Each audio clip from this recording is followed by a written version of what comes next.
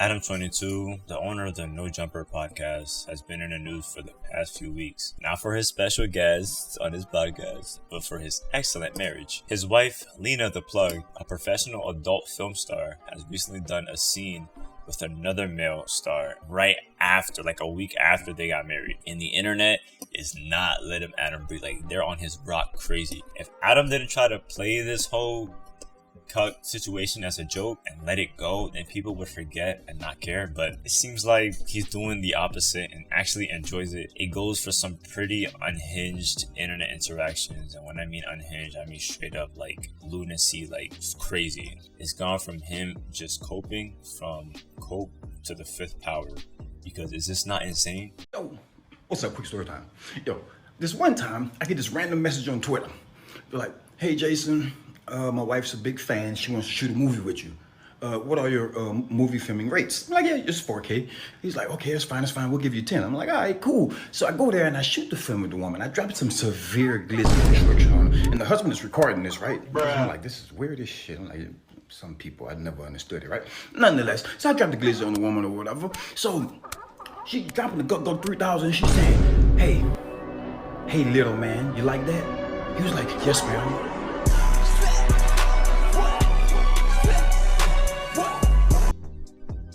Now, you may think that him being and owning up to being a cuck means that he just gets off from seeing his wife sleeping with other men. And that may be true. I mean, he has publicly admitted that seeing his wife being plowed by someone else was pretty hot. Yo, it's crazy. But in my opinion, Adam is capitalizing off this controversy to shy people away from his more serious allegation that he was confronted on his podcast by @officialpervbusters on Instagram Live about a blog post stating that he slept with a 16-year-old girl when he was in his early 20s. But he obviously denies it today. Now, the blog post, if you guys have ever seen it, is pretty crazy. He just talks about the girl he met up with was 16. He was in Canada, she was in America, and age of consent is different in Canada. So he tried to like make it seem like it was justifiable, but not at the same time. He said if it's statutory rape and it's wrong, then I don't want to be right. Something like that. Crazy. Now, if you want to hear all about this, there's tons of videos about the situation, so I won't go over it. But he's standing tall on the fact that the blog was in poor taste, bad wording, quote unquote, whatever that means, and claims that when she was 16, they didn't talk at all sexually, and later dated when she turned 19, which is still grooming and weird. Like, if you wait for somebody to turn 18, that's grooming and that's weird. And he said that he was on a interview with Joe Budden and tried to say that he didn't have any contact from the span of her being 16 to the age they dated. But nobody's believing that. Like, come on now. You got away from that because that can be very dangerous. Well, that is true. Let me talk. Okay.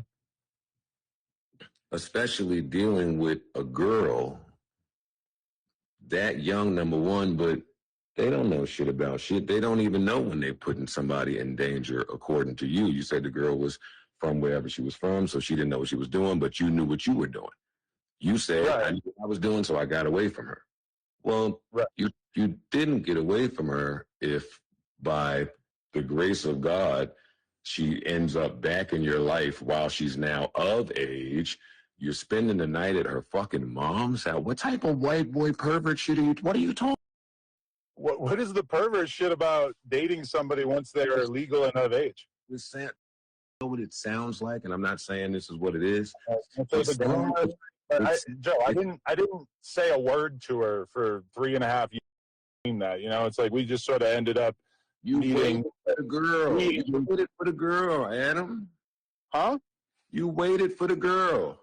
I didn't wait for anything. We just ended up reconnecting later on. How did you reconnect later on? Or the Facebook algorithm put the girl in your bed? You didn't know at that point that you probably shouldn't fuck the girl that you were talking to while she was 16 years old?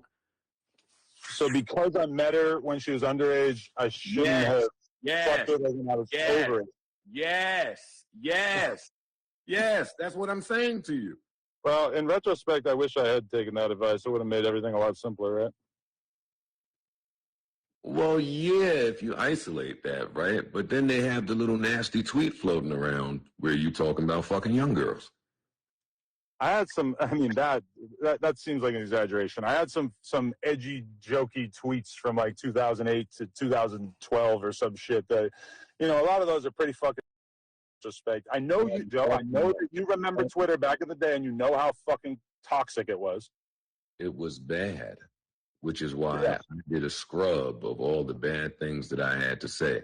But I'm not going. It's still common for people to wait until people are of age to start dating.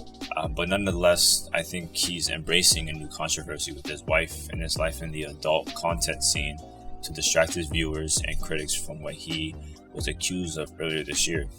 I don't find it a coincidence that in March, when he was accused and the girl came out on Twitter explaining what had happened between them, he just started his whole cuck fiasco and is weirdly embracing it, trying to make as much drama headlines as possible, getting big names such as Aiden Ross, Asuka to sleep with his wife, Kai Cenat to get him to speak on his stream, and Kai Cenat to make a joke about it, and comments on Logan Paul's tweet about his marriage, asking him to let his wife sleep with other guys, and other big names like I seen him. No Jumper podcast has an upcoming interview with Andrew Tate, which is absolutely insane. Like, I don't know how it's gotten this far. I don't know if people truly forgot about the blog post of the whole controversy. I hope not. But the blog post made him look really bad. And regardless if it's true or not, he's trying to get people to stop.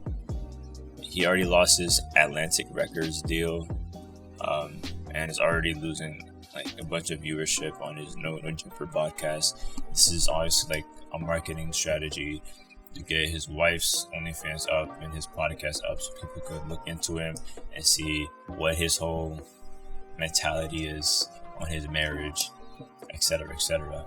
But yeah, that's all I have for y'all. Let me know what y'all think in the comments. Like this video if you think I should be doing more of the drama/news content. And don't forget to be true to how you feel about my videos, and dislike if you hate it.